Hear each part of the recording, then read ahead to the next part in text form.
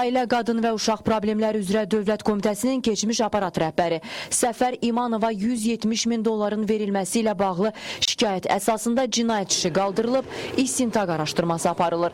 Vəkil Kamandar Nəsibovun ANS-ə verdiyi məlumata görə fakt üzrə Baş Prokuror yanında Korrupsiya qarşı mübarizə baş idarəsində Cinayət Məcəlləsinin dələduzluq və vəzifə səlahiyyətlərindən sui-istifadə etmə maddələri ilə cinayət işi başlanaraq icraata verilib.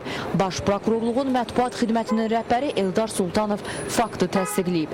Qeyd edək ki, Azərbaycanda Ailə, Qadın və Uşaq Problemləri üzrə Dövlət Komitəsinin keçmiş aparat rəhbəri Səfər İmanov dələduzluqda ittiham olunur. Səfər İmanov vətəndaşı icra başçısının müavini vəzifəsinə düzəltmək adı ilə ondan 170 min Birləşmiş Ştatlar dolları alıb. Bu məsələlərin araşdırılması üçün Dövlət Komitəsi rəsmi şəkildə Azərbaycan Respublikasının Baş Prokuroru yanında Korrupsiya qarşı mübarizə baş idarəsinə müraciət edib.